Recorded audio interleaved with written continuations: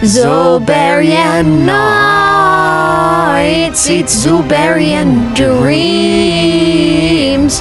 Don't forget to write your own holy book, 'cause you know more than it seems. ZOBARIAN nights, it's ZOBARIAN dreams. Don't forget to write your own holy book, 'cause you know more than it seems. ZOBARIAN nights. I love ZOBARIAN nights. Oh my god, my book is going crazy right now. I love my book. Welcome everybody. This is my second attempt, but third video, to explain direct democracy and try to convince everybody to try to promote direct democracy wherever they plugged in. Now, last time we talked about the different layers of direct democracy, but there are 3-4 more, different layers down here that I want to add. So let's talk about it. Let me get rid of all that stuff. Since I forgot last time to say the pledge, let's say it this time. And before every video, I have to say the pledge. So let's say it together. I pledge to always do the slavery that is pushed on me by society, which is the work that gives me living wage, before I come here and do this extracurricular activity to fix my society. Amen. So in this video, we're gonna take direct democracy just a little bit too far. In every place, you're gonna be surprised how many places in your life could have been democratic if humanity was just a little bit less oppressive. And it's very important to be a little radical in what you do. This idea of this word radical, this word extreme, it sounds like a big deal, but it is how we should be when we ask for equality. Because when you ask for equality, let's say that you are very oppressed, so you are all the way down. Now, if you wanna go to the equal part where you are on an equal footage with your oppressor, you shouldn't ask for equality, because no matter what, if this is the equal place, you will always plateau somewhere. You will try to get to it, but you will never touch it. No matter what you do. So you have to be a little radical in what you ask. You have to ask for a little bit more. Don't ask that you wanna be as rich as the rich. No, you wanna be even more rich than the rich. Because in physics, if you have a pendulum and you want it to come to the middle point, you are not trying to aim for the midpoint. You're trying to aim for the extreme, and then the pendulum comes to the middle and keeps oscillating up and down until it equilibrates somewhere. If you are a woman and you're trying to ask for women's rights, you shouldn't ask for equality. You should ask for more rights than men. Flip the table. Be a little radical. It's important to be a radical. You can do direct democracy in the world, in a nation, in a state, in a city. Under the city, we're gonna add 3 more places that can be democratic. And we're gonna start with our workspace, and then our college, and then our school. Let's start with the workspace. Let's say that you are in a workspace. Let's say that you are in an institution. You are working in a warehouse in Amazon. So technically, if we're gonna get rid of all these little feudal systems that we have in society and make everywhere democratic, so every workspace will have its own ZOBARIAN app, and the people are gonna start writing resolutions, and vote on it. And let's say that everyone in the workspace will know exactly where the funds are allocated. That's how you do a good redistribution of the wealth. So the workers at Walmart, for example, they don't know how much Walmart gains, and how much is getting distributed on different people. How can we know that the people who hire, the hiring process of Walmart, for example, will not choose people that will be submissive enough, so they don't make trouble, so they don't write resolutions in the workspace? In all of these, in the workspace, in the college, in school, we're gonna democratize HR. The human resources. I hate that department, right? So The human resources are people who are very loyal to the company. You know, they are the sons of the company, they are the daughters of the company, they are the people who are very loyal, you know, very nationalistic to the working space. Let's call them, you know, instead of nationalistic, we can call them workinistic.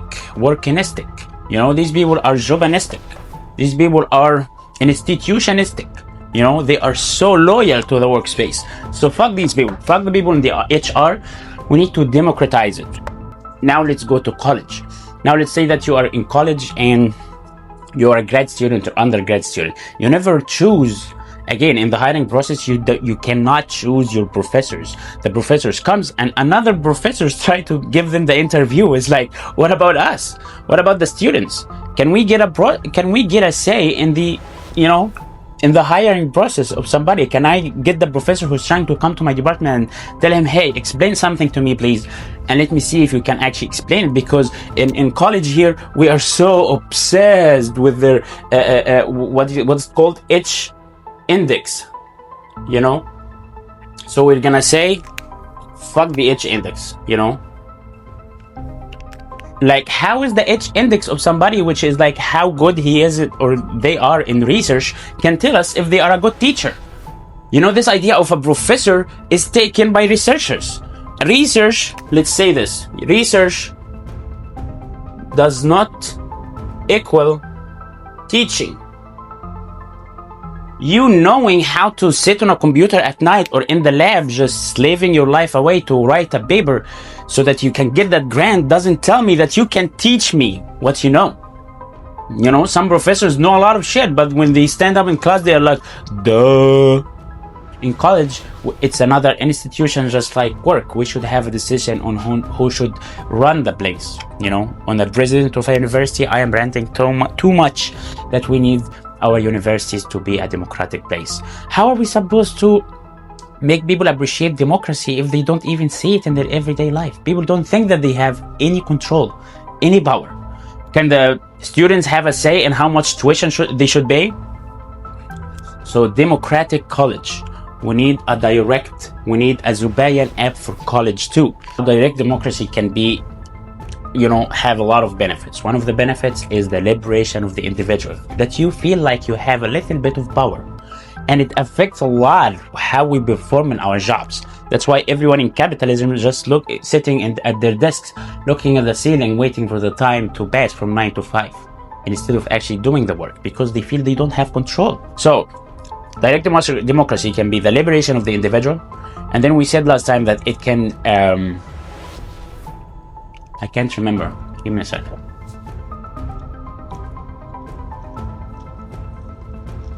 Help us. Fuck. I keep forgetting that part. What is it? Well, liberation of the individual. Add some responsibility on the people. And then we also talked about how it can help us in communication, that people will be discussing resolutions every day, so it can help us to talk to each other, so that the working class can actually get in contact and discuss ideas and dialogue. And then the thing that we're going to talk about today is that it can be a very good educational opportunity. And it's very good point here to talk about the school layer. Now we talked about the work layer, college layer, and now for the school layer, we can teach kids from a very young age how to be a part of the democratic process. So from one of the biggest arguments against direct democracy is that it's too much work, right? Like, you can just be sitting at home after working from 9 to 5 and then having 3 or 4 resolutions to vote on. It's just too much, right? And that's one of the things we're going to talk about later, like how can we solve a problem like that. But a good thing is that if we have the democratic process starting from school level, like if you are like from grade 1, you have, once you enter the classroom, the teachers start asking you questions about like, what decision would you like? What would you like to learn today? Would you like to learn some physics today? You have these options. You can learn physics, you can learn chemistry, you can learn bio. Which one would you like? You can learn philosophy, and then we can all vote, right? So and then you can give them the syllabus. Now in philosophy, you can learn about Plato, you can learn about Socrates, you can learn about Nietzsche, you can learn about Kant.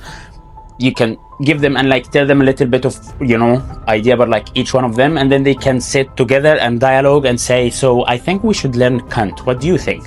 And then the kids in like fucking first grade can be talking about what do they want to take in class, and that will increase our, you know, mental capacity, I would say. So it will help the kids to get ready when they start plugging in on the ZOBARIAN app. They already did it so much in their childhood that they know how to read a resolution and how to write a resolution and how to vote on something and how to study something. So it's a very good educational, again, opportunity. These are the 4 reasons direct democracy is very important for a society. And the educational part is the biggest part of it. Let's say that you are in a society and we want to build a nuclear power plant.